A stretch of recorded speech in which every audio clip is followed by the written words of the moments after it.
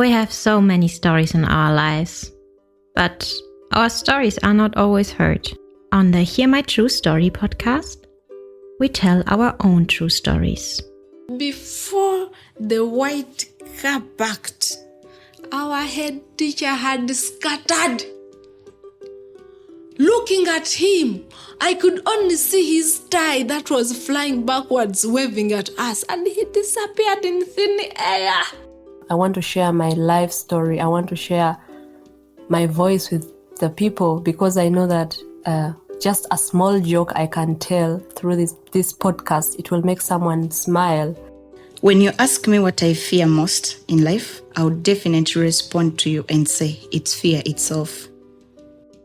We are fighting for togetherness. We are fighting for equal rights. We are fighting to end injustice. You don't have to be a storyteller or writer because, guess what? Life writes the best stories. Hear my true story. This is your favorite time of the week with your number one podcast. Hear my true story.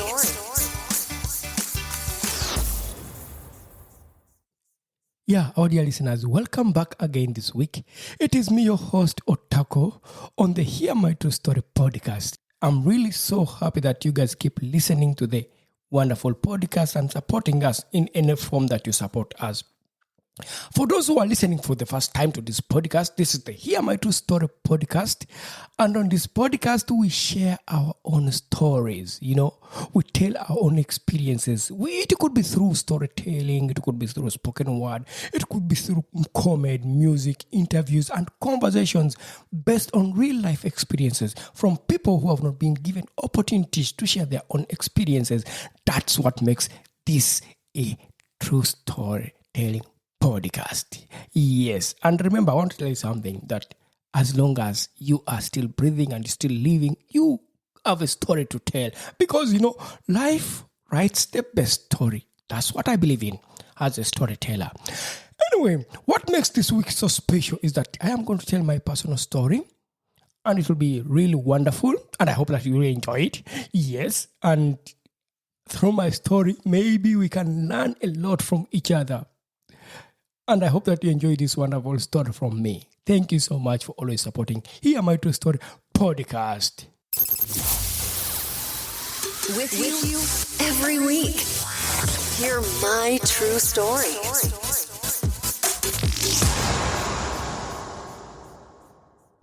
So, this is a true story. It happened to me. If you're listening to this podcast, this is a true story. It happened to me. One time, I was hanging out with some guys of mine, friends of mine here in Germany.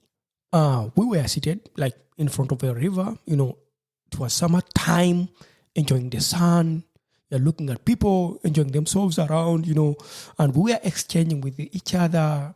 What's happening in our lives? What are you doing? What's going on? What is really nice? It is always really beautiful to exchange, to get to know what's really good. Yeah, this kind of talk that you see of having fun. And then a friend of mine asked me a wonderful question that I won't forget up to date. So this is what he asked. Otako, what do you do for a living here in Germany? And then I look at him, okay, this is what I do. I wake up in the morning. I go to a kindergarten. That's where I work with small children, young children from 3 to 6 years. And then he burst out laughing, crazy, real laughing. I stopped a bit and looked at him and said, okay, my friend, why are you laughing? What really makes you laugh so hard? What's so fun about my job? I'm just telling you, I work in a kindergarten with children from 3 to 6 years. And then you're laughing so crazy like that. But yes, I also laughed because he was laughing. And then he said, listen, Otako, this is what it is. Your job doesn't really look like a real job. It's not work. Look, what you do in the morning, you wake up in the morning, you go to your place of work, and you're with children from 3 to 6 year olds. Yeah, and for me, what I see in the kindergarten, you just play all day. You look, children play in sand. Children are just playing in the room, and educators like you are seated there looking at children doing nothing. You are just seated there standing, or sometimes you look at the kids playing in the sand. Sometimes you take children for a walk. Sometimes you say, yeah, we are going with the children to the forest. And sometimes you're taking coffee in your room when children are just playing at their free time, free play time, and for you just enjoying coffee. And another thing that I know about you educators, you like gossiping. So you gossip the whole day about parents, which is so funny, which I find as really funny because it's not work, it's fun. I told him, okay, this is interesting to know from you, but for me that's work. They said, look, Otako, I've known you before. You were doing something better than in the kindergarten to be with children of 3 to 6 year olds. You're doing theater. Why don't you do that? Why don't you do theater? Go back on stage. That's real creative. And then something that I had forgotten, but I can say it right now here, is that I remember him saying, okay, look at this, Otaku. When I go to kindergartens here or daycare centers, I find women doing that job. I don't see men. It's a job for women. Why did you choose such a job? Yeah, this is a job for women. You're not supposed to be babysitting, Otaku. And then he said, listen, the real job that I see that you guys who work in kindergartens have is to clean the children, to change their pampers. That is a real job. But beyond that, the rest is just having fun. Playing with children in sand, running around, looking at them, and gossiping about parents. That's it. And then I told him, you know what? I like waking up in the morning. I go play with children, take walks, play in the sand, look at them drawing things. Yeah. Free time play, they play. I take them to the sports hall. They jump around. I look at them. I enjoy that. That really makes me happy. That's my job. And I like doing what I love most. Then, as we were talking, I realized that I cannot convince this friend of mine that working in a kindergarten with children from 3 to 6 year olds is a job. He could really not understand that because he had already stereotypes and prejudices about that kind of job. So today, I'm going to share with you, our dear listeners, some kind of prejudices and stereotypes against pre-educators or educators who work in preschools or work in kindergartens or work in nursery schools or work in daycare centers. These ones are things that people say, myths, stereotypes. Thank you for listening to my story. Your favorite podcast is here. Hear my true story. So today, in this particular episode, I'm going to talk about various prejudices and stereotypes against kindergarten educators. I mean, there are so many of them. I may not be able to talk about each and everything, but I'm sure I'll try so hard to just share my personal experience when I meet people and I tell them that I'm working in the kindergarten, I'm working in a daycare center, I'm working in a nursery school. They always have stereotypes about the people who are working in this field of work. Anyway, first, I'll start with the first prejudice that most of you maybe you have heard already. Some of you maybe you have not heard it, but there's this myth, there's this stereotype, there's this prejudice that people say, you know, educators in kindergarten, the only thing they do is handcrafts and play all day with children. Yes, when you come to the kita or maybe you come to the daycare center, you'll find children playing, children doing handcrafts. But the point is that you're just seeing what the children are doing. You are not analyzing what it benefits from them doing that. Let me tell you something. It is very important for young children to do crafting or to play or to do paintings because this promotes their creativity. You know, it develops their gross and fine motoric skills. And it's not only that.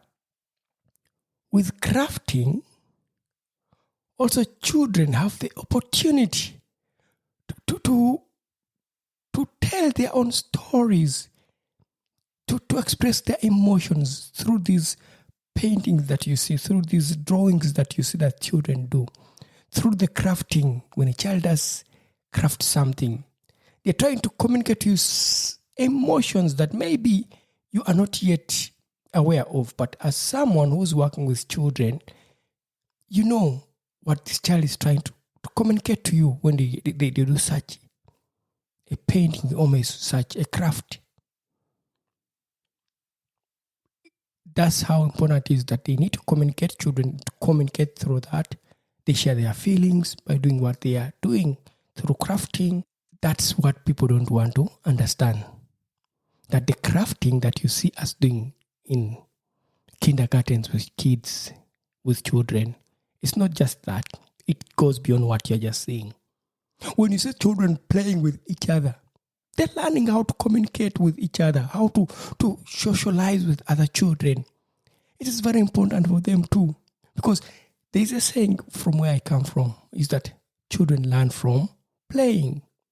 Every child needs that opportunity to discover themselves through playing, to learn something through playing. That's how important it is to have the children do the playing that you think we just do in the kita or maybe in the kindergarten. It's not just that. And we don't only just do the playing that you think about. We do other activities that children engage in beyond crafting. And I mean, we do other things that promote their social, emotional, and physical development. When you see them going to the sports hall and they're jumping, they're doing movements, they are training their body movements, taking walks, going to the forest, discover something.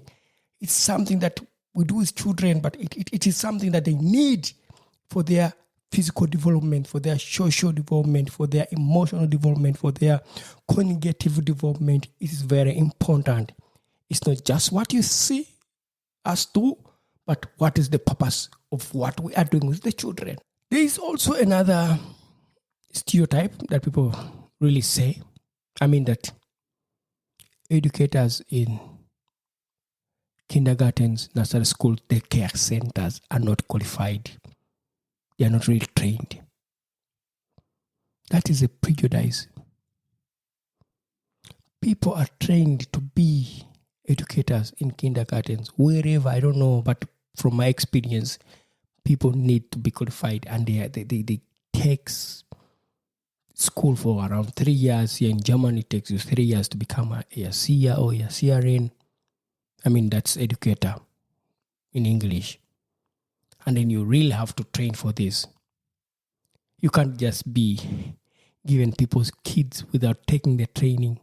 But when people look at that as not being educated, it's kind of a stereotype because of its history. But it's wrong because people are undergo training. They have to get degrees. They have to be professionalized in this kind of work. They take professional trainings that make them to be ASCs. And you'll never find someone not advised to do those trainings. Even though when they're doing a certain kind of qualification, they'll always advise to take trainings in what areas that they need in this job as a educator or as a ASCIA or ASCIARN. So there is that myth that the people working in kindergartens, they are not educated, they are not qualified. We are educated, we are qualified. People have skills they have gathered in their life that you can never gather in 1 month. For example, for me personally, I did various trainings. I am a theater educator. I've been doing theater for over 10 years. And then I tried to change my career. I'm now an educator with children in kindergarten. I'm taking training to qualify, to be satisfied, to be an educator, which takes 3 years. It takes time. I went to university from my home country in Uganda,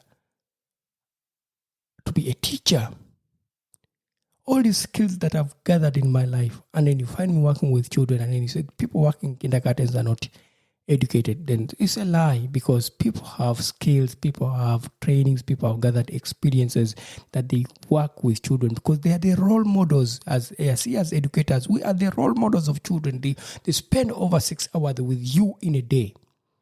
So you are the first role model for them in the kindergarten. They see you, they communicate with you. You have to document their day. You have to communicate with the other institutions like schools about child's development in case they're moving from kindergarten to schools where you need education, where you need to be qualified in that. You need to write reports about each child, how they are developing. You can do that without being trained in that area, how to do that. So you need this training. That means that anyone you find in the kindergarten, they are trained for that job. You need to respect them for that. If you think that they are just not educated, then you're taking it in the wrong way. So I'm not complaining about this, anyone listening to this podcast. I'm just saying that there are stereotypes, there are prejudices, people just assume, assumptions, myths. And then there's another stereotype where people say that working in kindergarten is only for female people, for females, for women. This is something that I meet as a person most of the times. When I tell someone that I'm working in a kindergarten, oh, okay, but you're a man. How do you end up working in the nursery school, or working in the kindergarten, or working in a daycare center? You're a man. You cannot do that. It is a job for women. These stereotypes are really not really nice. They affect, of course, when someone is a male seer or a male educator. It affects you because whenever you talk with someone and they say, yeah, it's a job for women, you try to find yourself, okay, what do I do now? If people are thinking that's the only job for women, if people are not going to trust me with their children because they think, to be educator, to be a good educator, you have to be a woman. So I trust my child with a woman educator than a man who's an educator. So such stereotypes, when someone has that in their mind, it's also difficult for the male educators who are working with children to really support their child's development and also to really do their job as professionals in this field of work. So think about your stereotype, because this job anyone can do it regardless of your gender identity. You don't need to be what the society assumes or what stereotype the society wants you to be. And as a male, yes, you're a role model because you give a chance to so many young people who are not having a chance to have male role models in their life. So you as an educator, you're acting as a role model. That's what the society is not understanding. That children need to have this chance to see diversity in a kindergarten where they spend most of their time. When they see these male educators, they see role models that, it's okay.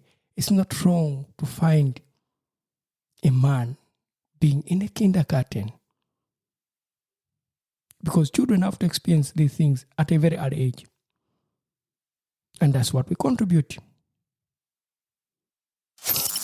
Enjoying this episode? Leave a review now. Hear my true story. It is very important for children to have the chance to be in a kindergarten, or maybe in a daycare center, or maybe in the nursery school, because this prepares them for their next level of life of going to school. And that's the work of ASCs, or that's the work of educators. I'm sorry, guys, I'm mixing German and English, but that's the work of educators.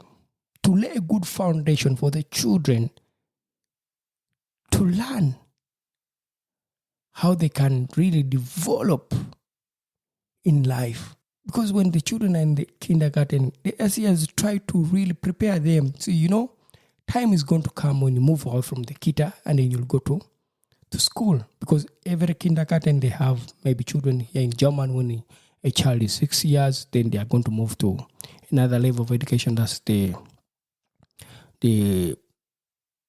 for actually kinder. So they prepare the preschool children. They prepare them. They start doing some things that really are preparing them for joining school. They get language support that is needed for them to really be ready for the school. That's what ASEAs do, because they report to the school. This child has this kind of support already. This child is good at this. This one needs this kind of support. This one needs this kind of support. All this documentation and sharing of information between institutions that are supporting the child's development is always done by ASEAs. Because when a child has a good foundation in the kita, this child has a chance of making it in school very well and enjoy more school, because they have had the chance to start it at a very early age with ASEAs. Their social development is good, their emotional development is good, their cognitive growth is good, the academic development also is improving because of this good foundation that they get in the kindergartens. Because let me tell you something, as an educator, you encourage kids in kindergartens. You encourage them to develop confidence, resilience, self-esteem, through giving them opportunities to try out so many things, because they are there with you all day. And this is something that they get a chance to try out so many things, to develop their self-esteem, to develop their confidence, to develop their communication skills. And that is all only done in kindergartens. Anyway, here I can just point out some of the important roles that educators play in the life of children when they're in the kindergarten. For example, supporting the children to develop their social skills and behavior.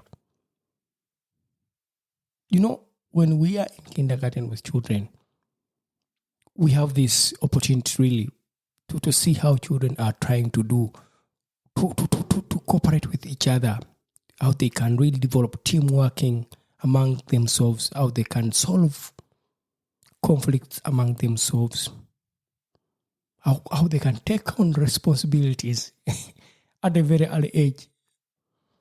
Socializing is something that people don't look at as something that children learn at a very early age, when they are able to communicate with their peers. When you find them, they are 3 years to 6 years old, how are they able to communicate with each other? How are they able to solve these social conflicts among themselves? Can they really manage that? How can they really decide that today I want to play in the sand, or maybe today I want to ride just a fasoik, a bicycle, maybe I want to just play something else. This is only in the kindergarten where they learn. They learn that with the support from the educators who give them the chances, the opportunities to try out making their own decisions. So it is something important, and it's done by educators. Yes, our dear listeners, we are coming to the end of the conversation. So before I end this episode, I want to say it is very important for us as people to really appreciate the role of educators in kindergartens, nursery schools, and daycare centers. We should, as communities, wherever we are, to end this kind of prejudices and stereotypes against educators, because it affects a lot when people have a lot of these prejudices. It is also important for us to really appreciate. Sometimes you just need to appreciate, and also to support the educators in kindergartens, daycare centers to do their work. It's also good for us to see how beautiful it is for the children to play.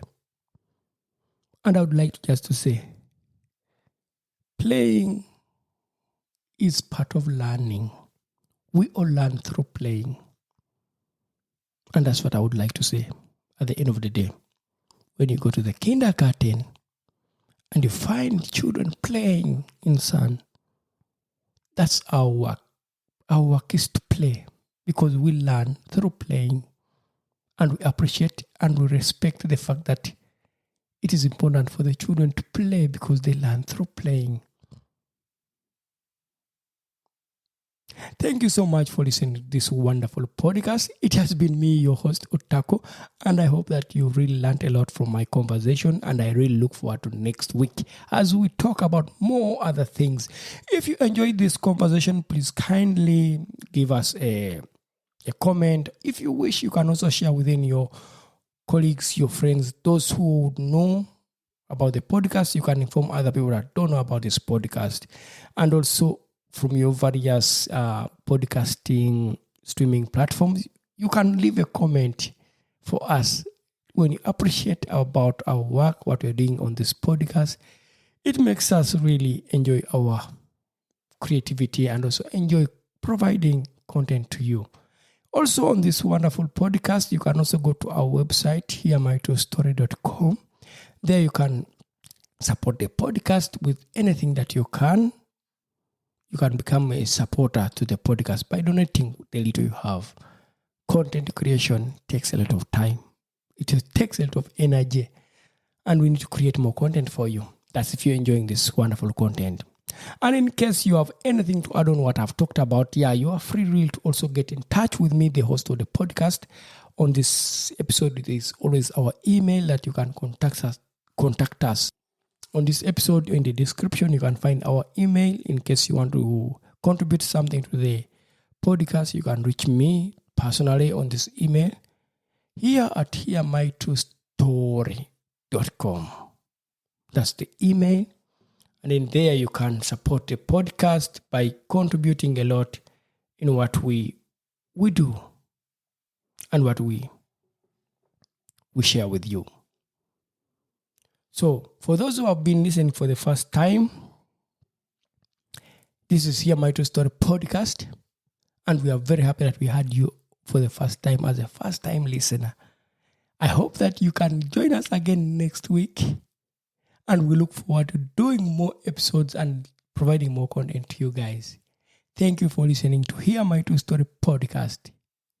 It has been me, Otako, your host. We not only have voices for a podcast, but also faces for YouTube. Don't miss your next episode. Hear my true story.